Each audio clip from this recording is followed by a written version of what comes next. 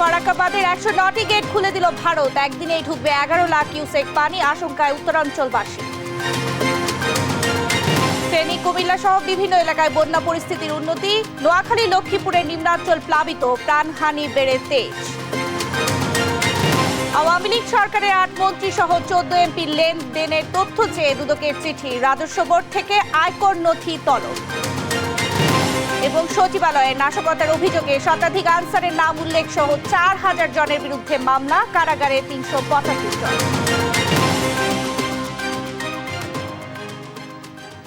আমন্ত্রণ সংবাদ রাতে দেখছিলেন সংবাদ শিরোনাম, সঙ্গে আছি আমি শারমিন নাসি। এবারে থাকছে বিস্তারিত। বাংলাদেশে চলমান ভয়াবহ বন্যার মধ্যেই ফারাক্কা ব্যারেজের 109টি গেট খুলে দিয়েছে ভারত। সোমবার বিকেলে এসব গেট খুলে দেওয়া হয়। এতে একদিনে বাংলাদেশে ঢুকবে 11 লাখ কিউসেক পানি।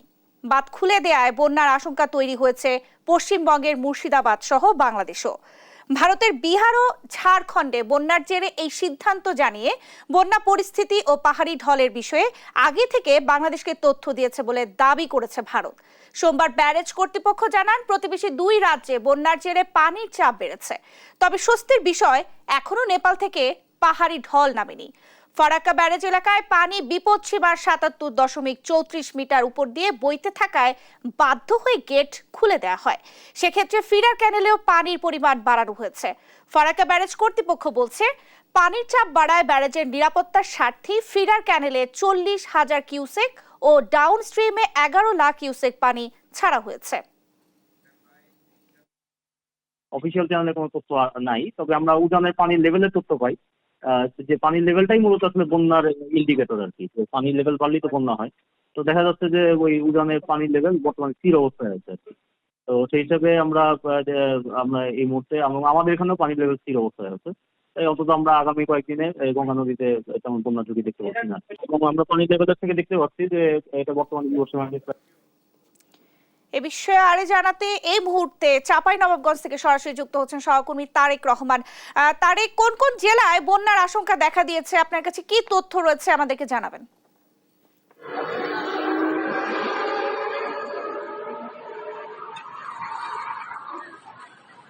জি ন্যান্সি, আপনি যেমনটি বলছিলেন, আজকে কিন্তু ভারতের যে ফারাক্কা বাঁধ আছে, সেই ফারাক্কা বাঁধের 9টি গেট হঠাৎ করে খুলে দেওয়া হয়েছে। এর প্রভাব কিন্তু চাঁপাইনবাবগঞ্জে পড়তে শুরু করেছে। চাঁপাইনবাবগঞ্জের যে নিম্নাঞ্চল, পাকা, নারায়ণপুর, মনাগচা, দুর্লভপুর, এসব এলাকায় কিন্তু 2 সেন্টিমিটার পানি বেড়ে গেছে ইতিমধ্যে। আমাদেরকে চাঁপাইনবাবগঞ্জ পানি উন্নয়ন বোর্ডের কর্মকর্তা ময়াজউদ্দিন জানিয়েছেন, যেহেতু ভারতের সাথে পানি চুক্তি বাতিল হয়েছে, সেক্ষেত্রে যে 109টি ফারাক্কার গেট খুলে দেওয়া হয়েছে সে বিষয়ে তাদেরকে এখন পর্যন্ত কিছু জানায়নি। তবে তারা আশঙ্কা করছেন, যদি গেটগুলো খুলে দেওয়া থাকে সেই ক্ষেত্রে কিন্তু চাঁপাইনবাবগঞ্জ, রাজশাহী এবং ঈশ্বরদী এবং কুষ্টিয়ার কিছু এলাকা প্লাবিত হবে এবং সেক্ষেত্রে ভারী বন্যা হওয়ার আশঙ্কা রয়েছে। আপনাদেরকে জানিয়ে রাখি যে ফারাক্কা বাঁধের পাশেই কিন্তু রয়েছে শিবগঞ্জ উপজেলা, এরপরে চাঁপাইনবাবগঞ্জ সদর উপজেলা। এই চাঁপাইনবাবগঞ্জের কিন্তু মহানন্দা, পাগলা এবং পুনর্ভবা নদী কিন্তু বয়ে গেছে চাঁপাইনবাবগঞ্জ থেকে পাবনার পদ্মার শাখা নদী। এসব নদীগুলোতে কিন্তু ইতিমধ্যে পানি বাড়তে লেগেছে। কিছুক্ষণ আগে আমার সাথে কথা হয়েছে চাঁপাইনবাবগঞ্জের জেলা প্রশাসক AKM গালিব খানের সাথে। তিনি আমাকে যে বিষয়টি জানিয়েছেন, ইতিমধ্যে যে দুর্যোগ ব্যবস্থাপনা কমিটি আছে সেই কমিটির কিন্তু মিটিং তারা সম্পন্ন করেছে।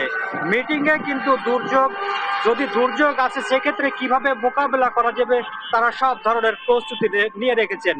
ডিসি আমাদেরকে আরেকটি বিষয় জানিয়ে রেখেছেন যে তারা পর্যাপ্ত পরিমাণে স্থানীয়ভাবে লোক নিয়োগ করেছেন এবং নৌকা মজুত করেছে, শুকনো খাবার মজুত করছেন এবং আনুষঙ্গিক যে নিত্য প্রয়োজনীয় যে জিনিসগুলো রয়েছে সেগুলো কিন্তু তারা কিন্তু ইতিমধ্যে কিন্তু মজুত করার প্রক্রিয়াধীন শুরু করেছেন। তবে আপনাদেরকে বলে রাখি কি যে এখন কিন্তু যে স্বাভাবিক বর্ষা মৌসুমের কারণে কিন্তু এই পদ্মা নদীটা কিন্তু টইটম্বর হয়েছিল। এই টইটম্বর হওয়ার ফলে কিন্তু যেহেতু ফারাক্কার বাঁধ খুলে দেওয়া হয়েছে, সেক্ষেত্রে খুব সহজেই পানি ঢুকবে। এবং স্থানীয়রা আমাদেরকে জানিয়েছেন যে 2 সেন্টিমিটার পানি ইতিমধ্যে বেড়েছে এবং রাত 10টা এবং আজকে রাত পার হলে কিন্তু কি পরিমাণ পানি বাড়ছে সে বিষয়টি কিন্তু নিশ্চিত হওয়া যাবে। সেটি কিন্তু নির্ভর করছে আজ রাত পর্যন্ত আর কি। ন্যান্সি, এই ছিল আমার কাছে চাঁপাইনবাবগঞ্জের সার্বিক পরিস্থিতি। তারেক, আপনাকে ধন্যবাদ। দর্শক, চাঁপাইনবাবগঞ্জ থেকে আমাদের সঙ্গে যুক্ত হয়েছিলেন সহকর্মী তারেক রহমান। ভারতের পানিতে ডুবে যাওয়া বাংলাদেশের কয়েকটি জেলার সার্বিক বন্যা পরিস্থিতির কিছুটা উন্নতি হয়েছে। 11 জেলায় পানিবন্দী রয়েছে অন্তত 40 লাখ মানুষ। ত্রাণ সামগ্রীর অপেক্ষায় বানভাসীরা। সহকর্মীদের পাঠানো তথ্যচিত্রে ফারজান ইসলামের ডেস্ক রিপোর্ট।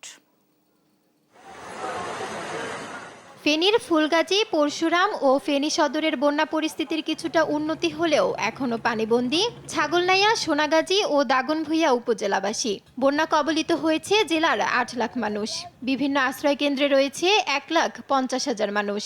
জেলা পর্যায়ে সেনাবাহিনীর একটি স্বাস্থ্য ক্যাম্প করা হয়েছে। এর বাইরে জেলার 250 বেড হাসপাতালের বাইরেও 7টি বেসরকারি হাসপাতালকে আমরা এই স্বাস্থ্য সেবার জন্য আমরা ওপেন করে দিয়েছি। এদিকে গোমতী ও কাকরি নদীর পানি বিপদসীমার উপর দিয়ে প্রবাহিত হচ্ছে। ফলে দুর্ভোগে দিন কাটছে কুমিল্লার 14 গ্রাম, নাঙ্গলকোট, লাকসাম, মনোহরগঞ্জ সহ বিভিন্ন উপজেলার অন্তত 8 লাখ মানুষের। প্লাবিত হয়েছে 14 উপজেলার অন্তত 295টি গ্রাম। সব কিছু পানির তলে পড়ে গেছে, চাল ডাল ডাল সব কিছু পানির তলে। এইভাবে ঘর দরজা সব কিছু পানির নিচে গেছে তলায়। আর অনেক মাটির ঘর আছে ভাঙ্গি আনতে পড়ে গেছে। উজান থেকে নেমে আসা পানিতে প্লাবিত হচ্ছে লক্ষ্মীপুরের নতুন নতুন এলাকা। আশ্রয় কেন্দ্রগুলোতে বাড়ছে মানুষের সংখ্যা। সমন্বয়ের অভাবে সুষ্ঠুভাবে ত্রাণ সামগ্রী বিতরণ হচ্ছে না বলে অভিযোগ করেন ভুক্তভোগীরা। আশেপাশে এখন পর্যন্ত কেউ ত্রাণ বা বিভিন্ন আশা যোগাযোগের কেউ করে নাই, বুঝছেন। 3-4 ফুট পানি বেড়ে গেছে। এখন আমরা এই পানিবন্দী অবস্থা আছে। এই দেখেন পানি আর পানি নামারও কোনো নিষ্কাশন নাই। মৌলভীবাজারে পানি নেমে যাওয়ায় স্পষ্ট হয়ে উঠেছে বন্যার ক্ষত। ক্ষতির পরিমাণ এলজিডি সড়কে 84 কোটি, সড়ক বিভাগে 50 কোটি, প্রাণী সম্পদে 84 লাখ এবং মৎস্য খাতে 7 কোটি টাকার মতো। আমরা গরম পানি আসলো, পানি বান্ধে লামছে গড়া থেকে আমরা বান্ধ হয়ে আসি। আমরা তো ফের লেগে গড়ে যাইতাম পারতাম না। এটা রাস্তা আসি গরো ফেক বইতে পারি না, উঠতে পারি না, ঘুমাইতে পারি না, সড়কের বাজে ঘুমাই। এখন আওলাদ করিয়া খেত কৃষি করছিলাম, তাগুলো গেছে। এখন আমরা কেমনে চলতাম, কেমনে খাইতাম, বহুত মুশকিলের মাঝে আছি। চট্টগ্রামের হাটহাজারী, ফটিকছড়ি ও রাউজানের আঞ্চলিক সড়ক তলিয়ে গেছে। ডুবে গেছে সড়ক ও ফসলের জমি, ভেসে গেছে পুকুরের মাছ। ফারজানা ইসলাম, নিউজ ডেস্ক, দেশ টিভি। চলমান বন্যায় এ পর্যন্ত 23 জনের মৃত্যু হয়েছে বলে জানিয়েছে দুর্যোগ ব্যবস্থাপনা ও ত্রাণ মন্ত্রণালয়। সচিব জানান, বন্যা পরবর্তী পরিস্থিতি মোকাবেলায় সব ধরনের ব্যবস্থা নেওয়া হয়েছে। এদিকে চলতি আগস্টে স্বাভাবিকের চেয়ে 40% বৃষ্টি বেশি হয়েছে বলে জানিয়েছে আবহাওয়া অফিস।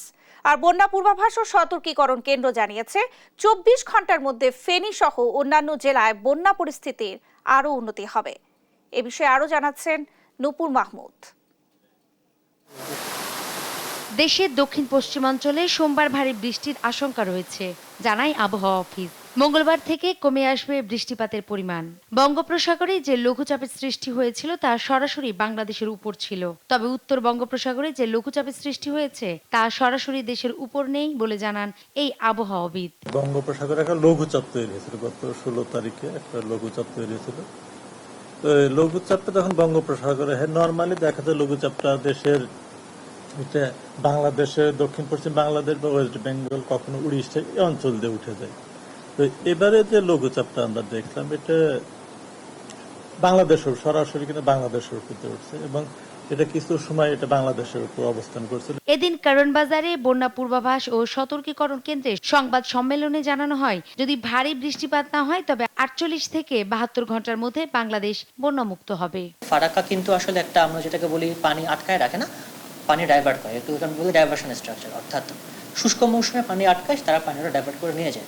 বর্ষাকালে ফারাক্কা সাধারণত খোলাই থাকে এবং এই মুহূর্তে উজানের যে অবস্থা, ফারাক্কার আমরা অবশ্যই আমাদের কাছে 100% তথ্য নেই, কিন্তু হাইড্রোলজি বা আমরা বিজ্ঞান মতে যেটা বুঝে থাকে যে ফারাক্কার গেট এই মুহূর্তে সবগুলো খোলাই রয়েছে, অর্থাৎ পানি গেট খুলে দিয়ে বন্যা হয়ে যাওয়ার মতো এমন কোনো সিচুয়েশন ফারাক্কাতে নেই। এদিকে এক ব্রিফিংয়ে দুর্যোগ ব্যবস্থাপনা ও ত্রাণ সচিব কামরুল হাসান জানান, বন্যায় এ পর্যন্ত 23 জনের মৃত্যু হয়েছে। এ পর্যন্ত মৃতের তথ্য আমরা পেয়েছি 23 জনের, যার মধ্যে কুমিল্লায় 6 জন, ফেনীতে 1 জন, চট্টগ্রামে 5 জন, খাগড়াছড়ি 1 জন, নোয়াখালী 5 জন, ব্রাহ্মণবাড়িয়া 1 জন, লক্ষ্মীপুর 1 জন এবং কক্সবাজারে 3 জন। নূপুর মাহমুদ, দেশ টিভি, ঢাকা। ত্রাণ সহায়তায় কানায় কানায় পূর্ণ ঢাকা বিশ্ববিদ্যালয়ের টিএসসি, সুইমিং পুল এবং খেলার মাঠের গ্যালারি। প্রতিদিন বন্যার্তদের সহায়তায় খাদ্য, পানি, কাপড় ও নগদ অর্থ নিয়ে ভিড় জমাচ্ছেন শিশু থেকে সব বয়সী জনসাধারণ। এমন বাংলাদেশ কে কবে দেখেছে? ত্রাণ সহায়তার সোমবারের আপডেট নিয়ে জান্নাতুল মোহনার প্রতিবেদন। দিনরাত এক করে কাজ করছেন নতুন বাংলাদেশের নির্মাতারা। কেবল ছাত্ররাই নয়, মানব সহায়তায় ঢাকা বিশ্ববিদ্যালয়ের টিএসসিতে এগিয়ে এসেছেন বৃদ্ধ পিতামাতারাও। আজকে আমরা যদি কাজ না করি তো আমাদের আল্লাহর দরবারে তো আমরা বেঞ্চাবির মতো থাকবো। আমরা তো এই কষ্টটাকে আমাকে কষ্ট মনে হচ্ছে না। আমি চাচ্ছি নতুন, আমার আজকে যেহেতু জন্মদিন, নতুন স্বাধীন দেশে নতুন কাজ করার জন্য আসছি। আমার কোনো ক্লান্তি নাই, কোনো কষ্ট নাই। তো এখানে দেখতে এসে আমি নিজেই কাজে লেগে গেলাম, নিজেকে সামলে রাখতে পারলাম না। যে বিপুল পরিমাণ ত্রাণ সহায়তা টিএসসি, সুইমিং পুল ও খেলার মাঠে জড়ো হয়েছে তা ব্যবস্থাপনার জন্য স্বেচ্ছায় এসেছেন নগরবাসী। হাতে হাতে কাপড়ের সেট মেলানো থেকে প্যাকেজিং, সব কাজ শেষ হচ্ছে নিমিষেই। বড়দের পাশাপাশি থেমে নেই শিশুরাও। কেউ নিজের মাথায় ভারী বোঝা তুলে নিচ্ছে, আবার কেউ শখের টিয়া পাখির জন্য জমানো টাকা বন্যার্তদের জন্য বিলিয়ে দিচ্ছে।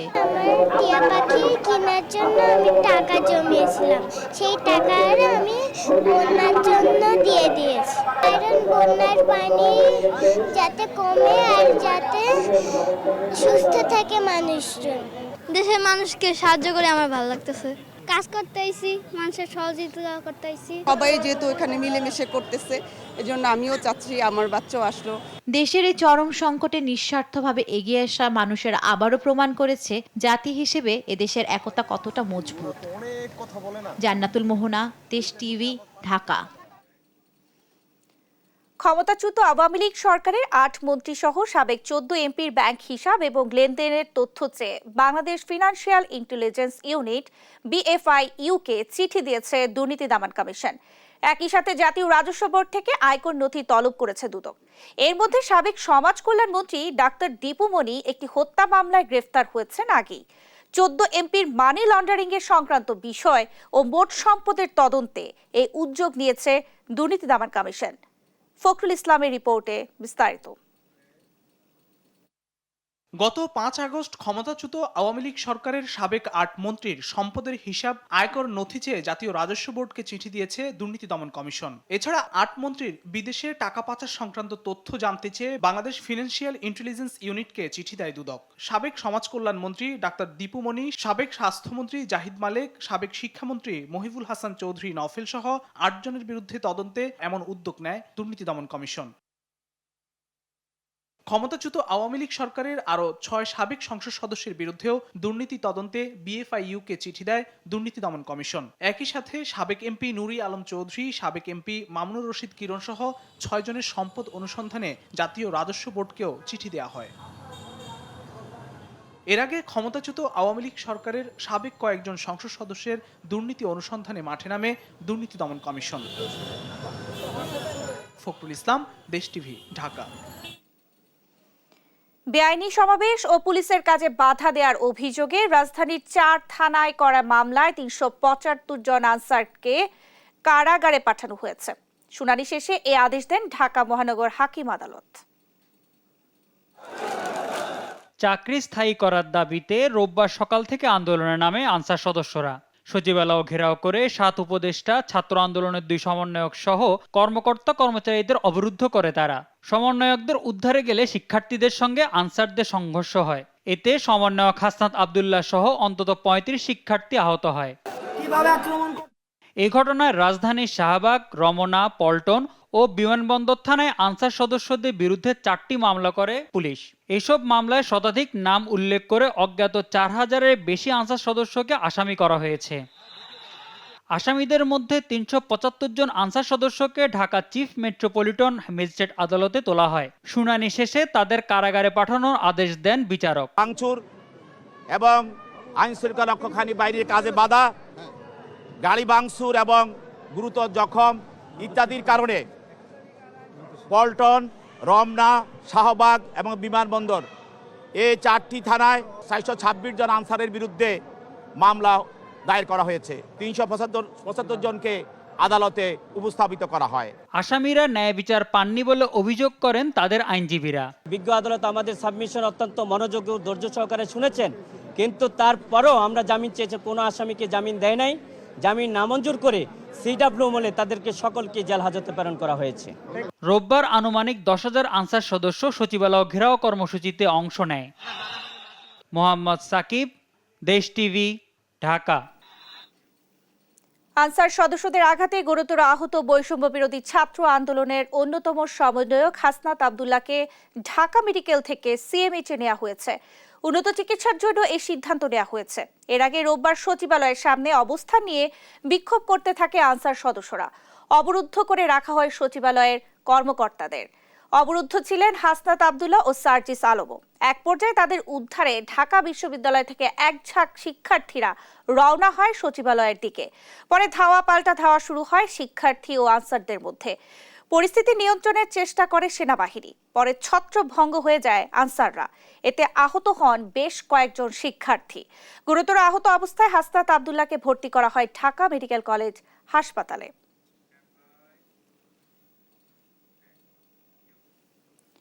ছদ্মবেশে বিশৃঙ্খলা করতেই আনসার সদস্যরা সচিবালয় ঘেরাও করে বলে মন্তব্য করেন আইন উপদেষ্টা আসিফ নজরুল। আনসার সদস্য ও শিক্ষার্থীদের সংঘর্ষে বৈষম্য বিরোধী ছাত্র আন্দোলনের অন্যতম সমন্বয়ক হাসনাত আব্দুল্লাহ সহ যারা আহত হয়েছেন তাদের দেখতে সোমবার সকালে ঢাকা মেডিকেল কলেজ হাসপাতালে যান অন্তর্বর্তীকালীন সরকারের 3 উপদেষ্টা। বিস্তারিত জানাচ্ছেন জান্নাতুল মোহনা। আনসার শিক্ষার্থীদের সংঘর্ষে আহত হন বেশ কয়েকজন শিক্ষার্থী। রোববার রাত থেকেই ঢাকা মেডিকেল হাসপাতালে চিকিৎসা নেন তারা। সোমবার সকালে বৈষম্য বিরোধী ছাত্র আন্দোলনের অন্যতম সমন্বয়ক হাসনাত আব্দুল্লাহ সহ যারা আহত হয়েছেন তাদের দেখতে ঢাকা মেডিকেল কলেজ হাসপাতালে যান আইন উপদেষ্টা আসিফ নজরুল, শিক্ষা উপদেষ্টা ওয়াহিদউদ্দিন মাহমুদ ও জ্বালানি উপদেষ্টা মোহাম্মদ ফাউজুল কবির খান। পরে ঢামেক হাসপাতাল থেকে বের হয়ে আসিফ নজরুল সাংবাদিকদের বলেন, যারা আনসারের ছদ্মবেশে এসেছিল তাদের দাবি আদায়ের এজেন্ডা ছিল না, বিশৃঙ্খলা সৃষ্টিই ছিল তাদের মূল উদ্দেশ্য। যারা অপশক্তির দোসর আছে, যারা বিভিন্ন ছদ্মাবরণে ছাত্র জনতার বিপ্লবকে নস্যাৎ করতে চায়, তাদের জন্য একটা বার্তা দিয়েছে যে এই দেশের ছাত্র সমাজ জাগ্রত রয়েছে, কোনো ষড়যন্ত্র সফল হবে না। এবং যারা ষড়যন্ত্র করবে, যারা এই ছাত্র জনতার গণ অভ্যুত্থানকে দাবি আদায়ের ছদ্মাবরণে বা বিভিন্ন অজুহাতে বিভিন্ন ছদ্মাবরণে যারা এটাকে নস্যাৎ করতে চাবে তাদের বিরুদ্ধে আমরা তো প্রচলিত আইনে ব্যবস্থা নিব, প্রচলিত আইনে। এছাড়া ছাত্র সমাজ যারা আছে তারা জাগ্রত আছে। এই ছাত্র সমাজকে পরাজিত করা এবং তাদেরকে বিভ্রান্ত করা যাবে না। জনগণের প্রত্যাশা পূরণে নতুন সরকার কাজ করে যাচ্ছে বলে জানান উপদেষ্টা ফাউজুল কবির খান। প্রত্যেকটা দাবিরই কিন্তু একটা আর্থিক সংশ্লেষ আছে, মানে সরকারের ব্যয় বাড়বে। তো সরকারের রাজস্ব তো হঠাৎ করে রাতারাতি বেড়ে যাবে না। তাহলে আমরা কিভাবে এইসব দাবি মেটাবো? টাকা ছাপতে পারি।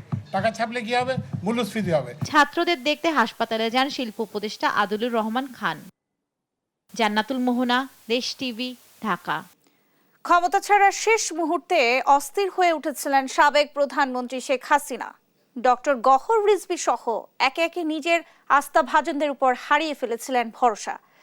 এ নিয়ে জাপানের প্রভাবশালী সংবাদ মাধ্যম নিক্কেই এশিয়ার প্রতিবেদনে শেখ হাসিনাকে তুলে ধরা হয়েছে আয়রন লেডি। লুৎফর কবিরের আরও একটি প্রতিবেদন। ছাত্র জনতার গণ অভ্যুত্থানের মুখে গেল 5 আগস্ট ক্ষমতা ছেড়ে ভারতে তড়িঘড়ি করে পাড়ি জমান বাংলাদেশের সাবেক প্রধানমন্ত্রী শেখ হাসিনা। তার এমন আকস্মিক দেশ থেকে বিপদে বাংলাদেশের সবচেয়ে পুরনো রাজনৈতিক দল আওয়ামী লীগ। গেল 15 বছর ক্ষমতায় আঁকড়ে ধরে রাখতে কিভাবে একনায়কতন্ত্র হয়ে উঠেছিলেন শেখ হাসিনা এ নিয়ে প্রতিবেদন প্রকাশ করেছে জাপানের প্রভাবশালী সংবাদ মাধ্যম নিক্কেই এশিয়া। গণতন্ত্রের কণ্ঠরোধের পাশাপাশি বঙ্গবন্ধু শেখ মুজিবুর রহমানকে নিয়ে যান দেবতাতুল্য পর্যায়ে। সাধারণ মানুষের মতামতকে উপেক্ষা করে স্বৈরাচারী শাসন করেন 1.5 দশকেরও বেশি সময়, যা তাকে নিয়ে যায় শেষ পরিণতির দিকে। প্রতিবেদনে এসেছে প্রধানমন্ত্রী হিসেবে হাসিনার শেষ 24 ঘন্টা ছিল ঘটনাবহুল এবং স্মরণীয়। শেষ মুহূর্তে তিনি তার জ্যেষ্ঠ উপদেষ্টাদের উপর আস্থা হারিয়ে ফেলেন।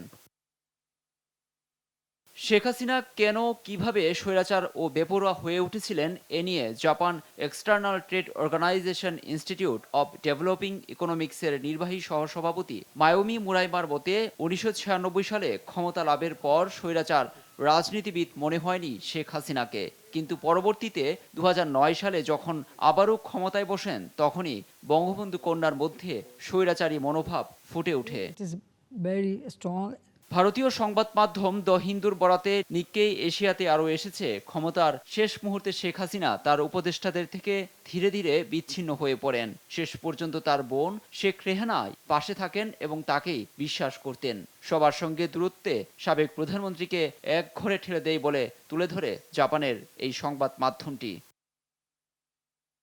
5 আগস্ট ভারতে যাওয়ার সকাল পর্যন্ত ক্ষমতা আঁকড়ে ধরে রাখতে মরিয়া ছিলেন তিনি। বিক্ষোভ দমনের দায়িত্বপ্রাপ্ত এক পুলিশ কর্মকর্তা জানান, তারা ছাত্র জনতার আন্দোলন নিয়ন্ত্রণে নিতে ব্যর্থ হয়। ওই দিন সকালে শীর্ষ পর্যায়ের একজন কর্মকর্তা শেখ হাসিনাকে পদত্যাগের আহ্বান জানালেও বারবার তা প্রত্যাখ্যান করেন তিনি। পরিস্থিতি দ্রুত অবনতি ঘটতে থাকলে যুক্তরাষ্ট্র থেকে ফোন আসে শেখ হাসিনার ছেলে সজীব ওয়াজেদ জয়ের। শেষমেশ বাংলাদেশের ইতিহাসের এক ঘটনাবহুল অধ্যায়ের সমাপ্তি ঘটিয়ে দুপুরে 2:30টার দিকে দেশ ছাড়েন শেখ হাসিনা।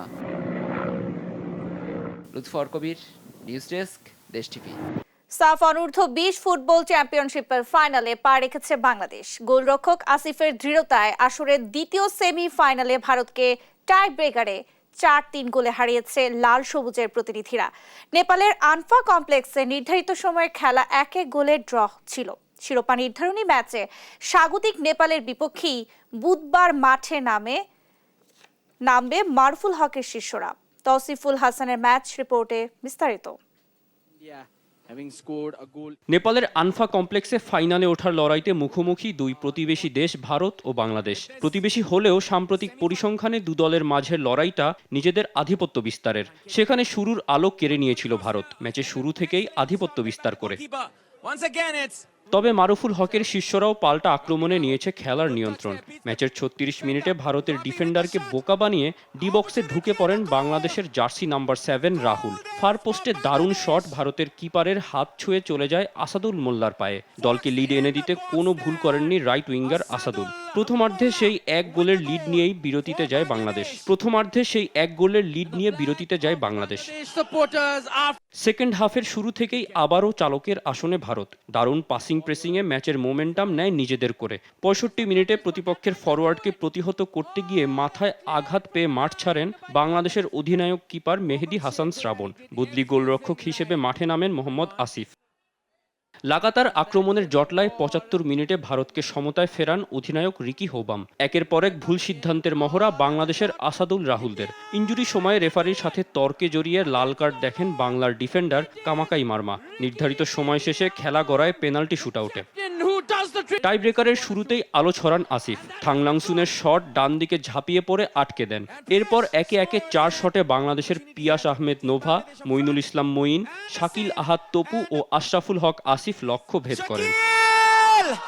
আর ভারতের 3 জন জালের দেখা পাওয়ার পর আকাশের পঞ্চম ও শেষ শট পা দিয়ে ফিরিয়ে দিয়েই বাংলাদেশকে বাঁধনহারা উল্লাসে মাতান আসিফ। গেল আসরে শিরোপা হাতছাড়ার প্রতিশোধটা এবার তাদের সেমিতে হারিয়েই নিল মারুফুল হকের দলটা। ফাইনালে শিরোপার মঞ্চে বাংলাদেশের প্রতিপক্ষ স্বাগতিক নেপাল। মোহাম্মদ তৌসিফুল হাসান, স্পোর্টস ডেস্ক, দেশ টিভি। এই ছিল এখনকার সংবাদ রাত। পরের বুলেটিন দেখার আমন্ত্রণ রইল। ধন্যবাদ সবাইকে।